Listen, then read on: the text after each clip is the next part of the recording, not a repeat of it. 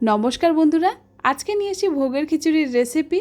बाड़ीते प्रायशई आमरा निरामिष मुग डालेर खिचुड़ि बानिয়েই थाकि, किन्तु भोगेर खिचुड़ि सेई स्वाद किन्तु सब समय आसे ना।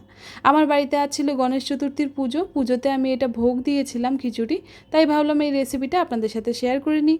खूब ताड़ाहुड़ो करे এই ভিডিওটা করেছি, যদি কিছু ভুল ত্রুটি রয়ে যায় তাহলে তার জন্য আমি আগের থেকেই ক্ষমা চেয়ে নিচ্ছি। কি কি লাগছে দেখিয়ে দিই।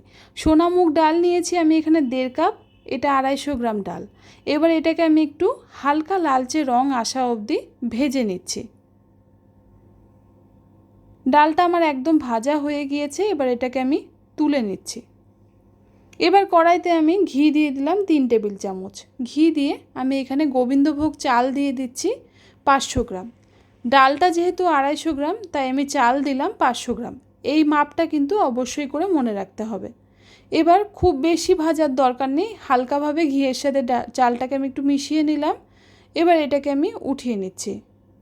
আমি চাল আর ডালটাকে একটা পাত্রে ঢেলে নিয়েছি। এবার এর মধ্যে গরম জল দিয়ে দিলাম। গরম জল দিয়ে আমি 2 ঘন্টার জন্য ভিজিয়ে রাখছি।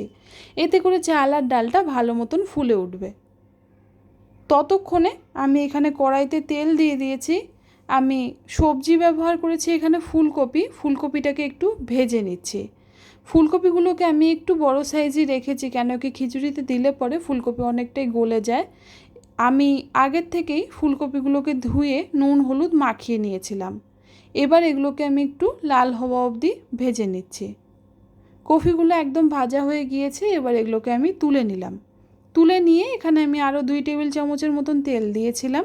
তার মধ্যে আমি 2টো দিয়ে দিলাম তেজপাতা, 1টা শুকনো লঙ্কা, 4টে মতন এলাচ, 4টে মতন আমাদের লবঙ্গ দিয়েছি এখানে, আর গোটা জিরে 1 টিস্পুন।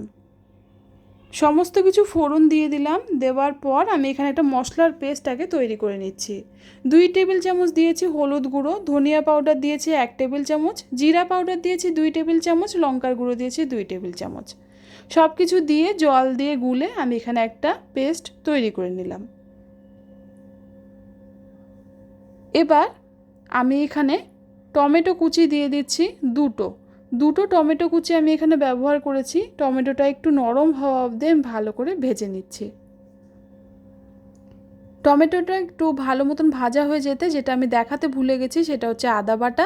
আমি এখানে আদা বাটা দিয়েছিলাম 2 টেবিল চামচ। এবার মশলার যে পেস্টটা তৈরি করেছিলাম সেটাও এর মধ্যে দিয়ে দিলাম। নুন আমি এখানে প্রথম দিকে দিলাম, আপনারাও নুনটা কিন্তু প্রথম দিকে একদম কম দেবেন, যেহেতু খিচুড়িতে পরের দিকে আবার নুন দিতেই হয়। খুব বেশি নুন কটা হয়ে গেলে কিন্তু খেতে ভালো লাগবে না। এবার আমি এর মধ্যে ভেজে রাখা ফুলকপিগুলো দিয়ে দিচ্ছি। ফুলকপিগুলোকে মশলার সাথে একটু ভালো মতন মিলিয়ে নিচ্ছি, যাতে কাঁচা গন্ধটা মশলার একদম চলে যায়। না হলে পরে পরের দিকে কিন্তু খিচুড়িতেও এই কাঁচা গন্ধটা থেকেই যায়। একটু ভালো মতন 3-4 মিনিটের জন্য এগুলোকে আমি একসাথে ভেজে নিলাম। এবার এর মধ্যে আমি চিনি দিয়ে দিলাম। চিনি দিলাম 3 টেবিল চামচ।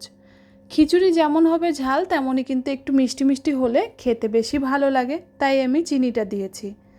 চিনিটা ভালো মতন মিলিয়ে নিয়ে এর মধ্যে আমি চাল আর ডালটা দিয়ে দিলাম। চাল আর ডালটাকে যেহেতু গরম জলে ভিজিয়ে রেখেছিলাম, তাই যে জলজলে ভাবটা রয়েছে সেটা যাওয়া অবধি কিন্তু আমাদেরকে একটু মিডিয়াম আঁচে করে চাল আর ডালটাকে মশলার সাথে মিলিয়ে নিতে হবে। একদম যেন ঝরঝরে হয়ে যায় সেই পর্যন্তই কিন্তু আমরা চাল আর ডালটাকে আগে একটু মিলিয়ে নেব। দেখুন চাল আর ডালটা আমার ভালো মতন সুন্দর ঝরঝরে হয়ে গিয়েছে। এবার আমি আবার এর মধ্যে গরম জল দিয়ে দিচ্ছি। প্রথম দিকে জলটা আমি একটু কম দিচ্ছি, কেন কি পরের দিকে জলটা আরও বেশি দিতেই হবে। তাই আগে একবার যখন চাল আর ডালটা সেদ্ধ হয়ে যাবে তারপর কিন্তু আমি আবার জল এখানে অ্যাড করব। যেহেতু জল দিলাম তাই আমি আবার নুনও দিয়ে দিলাম। নুনটা অবশ্যই আপনারা নিজেদের আন্দাজ অনুযায়ী দেবেন। এবার আমি একটু মিলিয়ে নিলাম চাল আর ডালটাকে। দেখুন খিচুড়িটা আমার ভালো মতন এখানে ফুটে উঠেছে। জল কিন্তু আমি আবার পরের দিকে 3 কাপ অ্যাড করেছি। হয়তো ভিডিওটা আমি খুব তাড়াহুড়ো করে দেখালাম, কিন্তু হতে খিচুড়ি বেশ সময়ই লেগে গেছে।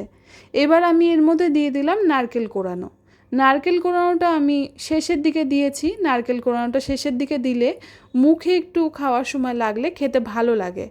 এবার আমি এখানে 5 থেকে 6টা মতন দিয়ে দিলাম কাঁচা লঙ্কা। দিয়ে সব কিছুকে আবার ভালো করে আমি মিলিয়ে নিচ্ছি।